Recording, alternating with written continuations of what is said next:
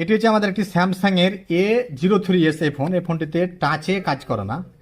তো এসেটটির যদি আমরা সিপিইউ রিবল করি তাও সমস্যাটা সমাধান হয়ে যাবে, কিন্তু সিপিইউ রিবল ছাড়া কিভাবে কাজটা করা যায় সেই প্রসেসটাই আমরা দেখাবো। এরকম এখন যে কোনো ফোন আমরা দেখা যাচ্ছে যে অনেকগুলোই ফোন আছে যেগুলোর কাজ আমরা এভাবে সমস্যাগুলো সমাধান করতে পারি যদি প্রসেস বা এই নিয়মগুলা জানা থাকে। তাহলে দেখেন যে আমরা কাজটি কীভাবে করছি। এই কাজটি আমরা আমাদের সেটের টাচে কাজ করে না, অন্য ডিসপ্লে সব কিছু করে দেখা যাচ্ছে। তারপর আমরা দেখাই যে আমাদের টাচের প্রসেসিং কি সিস্টেমে আছে। এই হচ্ছে আমাদের মাদারবোর্ড।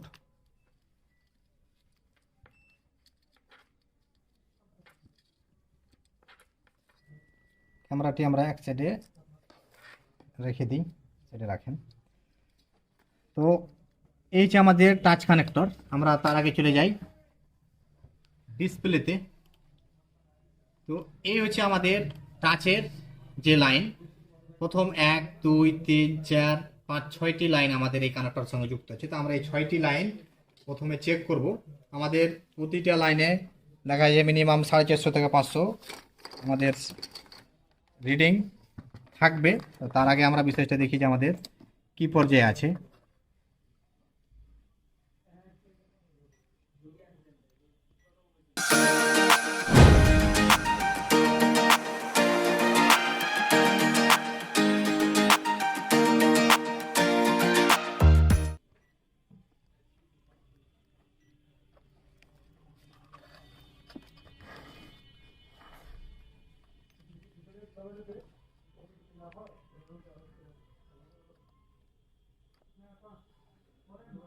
আমাদের 500-র উপরে আছে, ঠিক আছে। তারপর এটি লাইনেও আছে, তারপর এটি লাইনেও আছে, তারপর 4 নম্বরে কোনো রিডিং নাই। তারপর আমাদের যেটা 7 নম্বর লাইন ছিল আছে। তারপরে 7 নম্বরের পর হয়েছে আবারও 9 নম্বর লাইন রিডিং, ঠিক আছে। তার মানে আমাদের কি লাইনে একটা লাইনে কি পেলাম না, টোটালে রিডিং নেই, লাইনটা মিসিং। এই লাইনটা কোথা থেকে এসছে আমরা চলে যাই এখন ডায়াগ্রামের দিকে। আমাদের এই যে টাচের এসপিআই অন সিএসবি যে লাইনটা, এটা কোথা থেকে এসছে আমরা চেক করি। প্রথমে এসছে আমাদের সরাসরি সিপিইউ সঙ্গে, এটা কোনো বাইরে রিলেশন নাই, ডাইরেক্ট সিপিইউ। আমরা যদি এখন এই সিপিইউটা রিভলভ করি তাহলে কিন্তু আমাদের সমস্যাটা সমাধান হয়ে যাবে। কিন্তু অনেকে আছে যে সিপিইউ রিভলভ করতে প্রবলেম ফেস করছে, বা সিপিইউ রিভলভ করার পর অনেক সময় সে ডেড করে দিছে।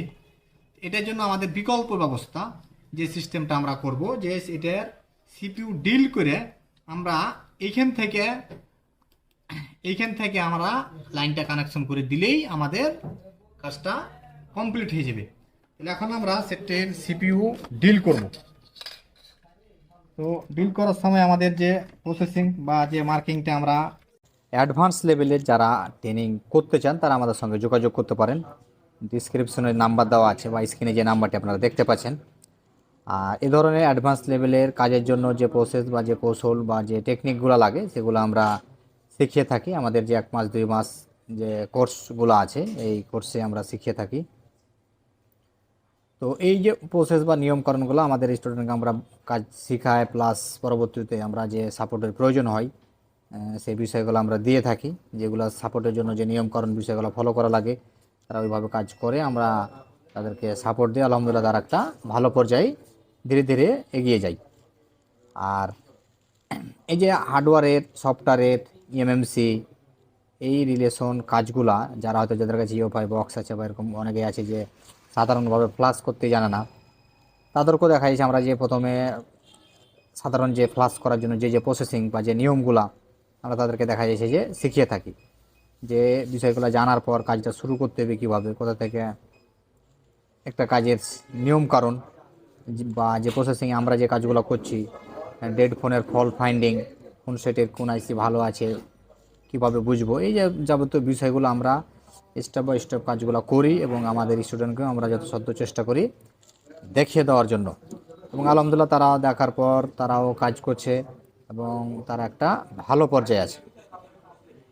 এবং আমরা এই প্রসেসিং বা এই সিস্টেমগুলা দেখানোর চেষ্টা করছি, যাতে দেখি যে ভিডিওগুলোর মাধ্যমে অনেকে আছে যে যারা আগ্রহ বা অনেকে এই প্রসেসিংগুলো জানে, জাস্ট কৌশলটা জানলেই দেখা যাচ্ছে অনেকে অনেক কিছু করতে পারবে। এই চেষ্টায় আমরা কাজগুলো করি। এখন আমাদের 4 নাম্বার লাইনটা, যেটা আমরা এতক্ষণ পর্যন্ত এই যে জাম্পারিং করলাম তার দিয়ে, এই যে আমাদের যে সিপুর কাছ থেকে বল বানিয়ে যে আমরা নিয়ে এসে দেখা যাচ্ছে যে এই যে তার দিয়ে 4 নাম্বারের লাইনটা জাম্পার করলাম। এই 4 নাম্বার এখন আমাদের কত রিডিং আসছে এটা আমরা এখন দেখে নিই। যে আমাদের মিনিমাম 500 রিডিং থাকার কথা, সেখানে এখন কত এসছে রিডিং? 575 রিডিং চলে এসছে। তার মানে এখন আমাদের লাইনটা ওকে। এখন আমরা সেটটাকে অন করে দেখব।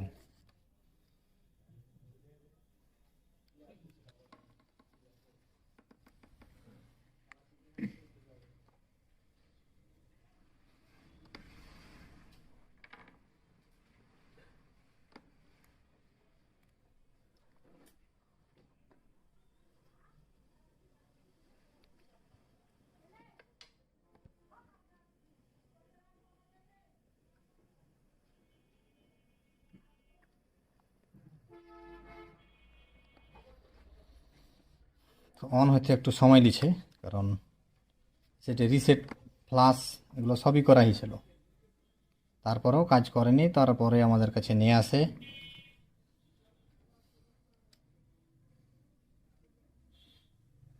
এই হচ্ছে আমাদের ফুল প্রসেসিং। এখন আমরা স্টার্টে ক্লিক করে দেখি। দেখেন যে আমাদের টাচ আলহামদুলিল্লাহ কাজ করছে। তো এই হচ্ছে আমাদের যে সিপিইউ রিভলভ ছাড়া যে প্রসেস, অলরেডি ফ্লাশ ট্লাস জিমেল আইডি যা আছে সবই আছে। আমাদের প্রবলেমটাই ছিল যে টাচে কাজ করে না। আমরা টাচের যে প্রসেসিং বা যে সিগন্যালটা আমরা মিসিং ছিল লাইনতে, সেই কাজটাই আমরা করলাম। দেখেন যে আমাদের সমস্ত কিবোর্ড যাবতীয় সমস্ত লাইন ওকে আছে। এবং এইভাবে কাজ করলে দেখা যাচ্ছে প্রসেস এবং থ্রি এগুলো প্রায় Poco X3 X2, Poco X3 পুরোটার সিস্টেমটা আলাদা, যেহেতু এটা ডুয়েল সিপিইউ। কিন্তু যেগুলো single CPU Poco X3, Poco X2 আরও আদার্স যে মডেলগুলো আছে আমাদের, এই সমস্ত যে টাচে ক্যামেরাতে প্রবলেম, আমরা এই প্রসেস বা এই থিওরি অ্যাপ্লাই করেই দেখা যাচ্ছে যে কাজগুলা করতে পারবো।